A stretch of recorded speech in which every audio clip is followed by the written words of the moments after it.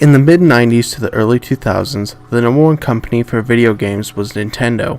As far as a classic lineup of games, no one could touch what Nintendo accomplished with the Super Nintendo, and its stellar lineup of classic games, most of which involved Mario. However, it seemed like Nintendo was more concerned about making games with Mario in them, and to this point we only got a puzzle game called Yoshi to fulfill the wish of having a game with the side character as the main character. In the mainstream platforming series, however, it was only Mario, until 1995, when we got a new platformer called Yoshi's Island. As a child, this game blew my mind. I could not believe how great the music was, the amount of detail in the sprites, and the environments, and just how unique the gameplay was for a Mario game. Yes, I know it's a Yoshi game. Sue me. I'm calling it a Mario game. But just how good is Yoshi's Island? And is this game as great as I remember it back when I was 3 years old? Let's find out on My Mario Marathon and Yoshi's Island. The history for Yoshi's Island goes all the way back 5 years before it was made.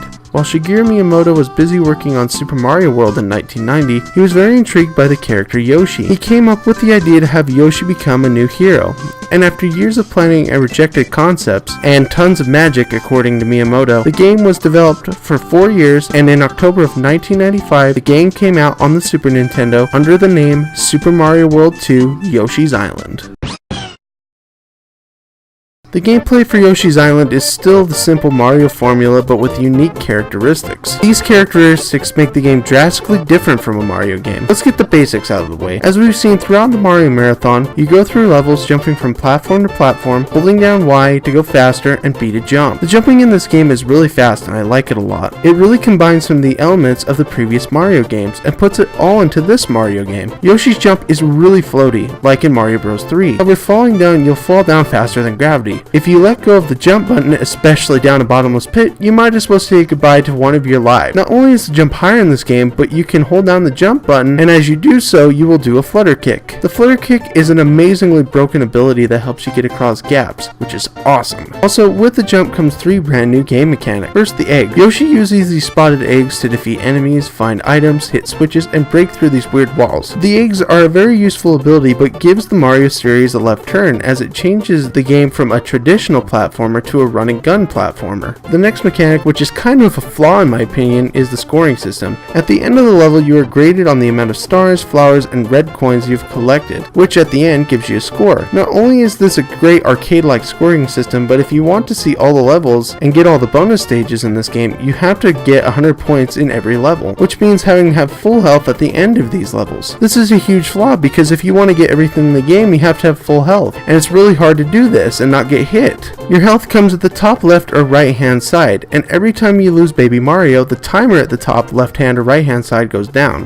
which can happen right at the end of the level, which means you have to start the level over. This can be very frustrating and a pain to 100% the game, and for me, doing all this to get 100% is not worth it. However, it is not required to 100% the game to get the true ending, but I am glad they give you extra levels as an incentive to go for 100%. This at least makes you have to work for something. However, throughout the game, there are checkpoints, which holds a point position for each of the 3 categories which you've gathered throughout the level. It's still kind of forgiving, but it's still stupid that you have to 100% the game this way. It's not worth it at all. The third new gameplay mechanic is a bit annoying, but I do not find it horrible, but other people do.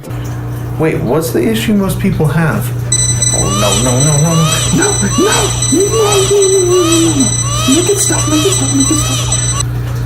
Okay, it stopped. For now. Basically, it's to keep Mario on Yoshi's back, and if you get hit by any enemy, Mario falls off Yoshi's back and floats into a bubble, which isn't so bad, but it's kind of annoying to have to grab Mario. It's not a real issue I have, but I can see why people have this as an issue in this game. As Mario cries, it's kind of annoying to actually hear it, but at the same time for me, it's motivation to shut Baby Mario up. Yoshi's Island, where keeping babies quiet by any means necessary is positive. The graphics in this game are quite amazing and honestly are some of the best on the Super Nintendo. The sprites are great looking, everything is super distinguishable, and the best thing for me as far as the graphics goes, the art style. The art style looks like something out of a sketch cartoon.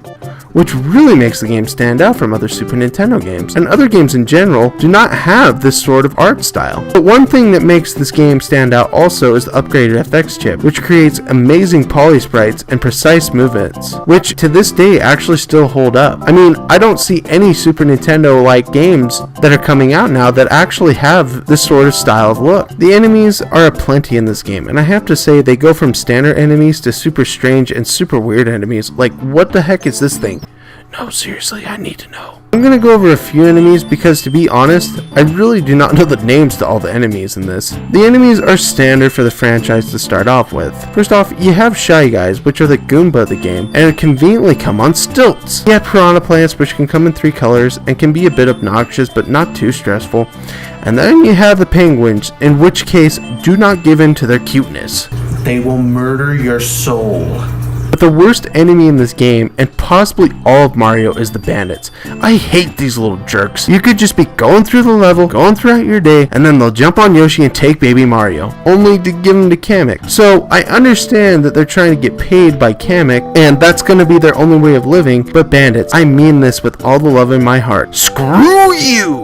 It's not even the fact they take baby Mario, it's in the way that they do it. If you're even close to their vicinity, they'll beeline to you, and that's freaky as crap. Other than that, the enemies aren't that bad. The next thing as far as gameplay goes is the bosses. I really don't have a boss I hate in this game. In fact, all the bosses offer different and unique experiences that other Mario games don't. My favorite has to be the frog boss because there's not really a boss like it. He eats you, and then when you defeat him, he poops you out. And he looks super sick, like he just had bad McDonald's food.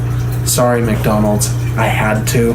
I really enjoy the variety, and the best part is all of the bosses make use of all the moves that Yoshi has to offer. Egg throwing, pushing pots, ground pounds, and much more. Overall, the gameplay is fantastic, and even with the issues I mentioned earlier, I feel like the gameplay is actually a tidge better than Super Mario World's. Level design is actually done really well in this game, as each level will still be familiar to you, but it has differing mechanics. Like, for example, if I go to level 1-7, touch fuzzy, get dizzy, Yoshi gets higher than a kite and your controls go out of whack. Wow, he must have had better mushrooms than Mario. You're dang right. Now, where to get some potato chips? The music and sound in this game are amazing, and it helps this game really stand out over any Super Nintendo game on the system. The instrumentation is quite exquisite, and the sound really makes things satisfying. Everything stays upbeat to the tune of the music. And I know what I said about Super Mario Bros. 3 being my favorite soundtrack in the series so far, but that might not be the case after I view the music in this game. This is some of the best music in the series, and I applaud the effort of the composers. Our story begins with a stork flying high into the sky to do his job of delivering 2 babies to their parents, the 2 twins that are named Mario and Luigi. Wait, I thought Mario was older. Darling, just deal with it. You don't always need to nitpick everything. Wow, why are you so mean to me? You dropped me off a bridge in the last game. Why do you think I'm pissed? You know what? I don't like your attitude. Now shut up and eat your oatmeal. Make me. Do you want me to get the whip out again, Yoshi? Good point, I'm sorry. While flying through the sky, a mysterious figure flies speedily through the sky, knocking the stork and sending the babies to the ascending abyss below. One manages to escape and ends up falling on Yoshi's back. Ouch, that sucks. I'm sorry, Yoshi. Tell me about it. After seeing the map, the baby points out where to go, thus beginning the adventure. After getting through all 6 worlds, we reach Kamek, a mysterious figure. After the battle is done for the Magic Koopa by Baby Bowser throws a tantrum and squishes Kamek, and the final battle ensues. After a hard-fought battle and defeating Bowser with your eggs, you are finally united with your brother, and you save the stork. After the game ends with the credits and the 2 babies making a home to their parents, ending Yoshi's Island. This is my favorite story for any platforming Mario game, and I really enjoy this game's story. It is so unique, as you are fighting Kamek most of the time, and you only fight Bowser in his baby form. There's also no idiot princess to get kidnapped, and it is a grand adventure, and by far Mario's best. The story is a 10 out of 10 in my eyes. The pros very much outweigh the cons for the review of this game. The graphics, music controls, sound, and gameplay are amazing, and definitely one of the best games in the entire series. And I honestly feel like with the mechanics in this game, it greatly surpasses the fun that Super Mario World had. Don't get me wrong, I love Super Mario World. But the speedy gameplay this game has to offer is just my style. The only con I have is the 100% thing. However, this does not take away the fun that this game has to offer, but you do miss out on some content in this game, such as the bonus minigames and levels. Yoshi's Island is an amazing game, and I could end the review right there by just saying that it is an amazing game. This game has stunning graphics, fantastic music, and a story that is awesome for a Mario game. This game is amazing, and I would have anybody who enjoys Yoshi and Mario to try this game. I understand the flaws in this game are a bit biggish, but don't let something like that discourage you from playing this awesome game. I give the score a 10 out of 10, and after much consideration, I actually think this is my favorite 2D Mario game hands down. The gameplay, music, graphics appeal to me so much more than the first game. Well, that was an adventure. Time for me to go on vacation now. Oh no, this letter's from Peach. Dear Dallin, please play Mario 64. I baked a cake for you. Yours truly, Princess Toadstool, Peach. Well, I guess I have one more adventure to go on. See y'all next time for the season finale. Dum dum dum dum dum dum dum dum dum dum dum dum dum dum dum dum dum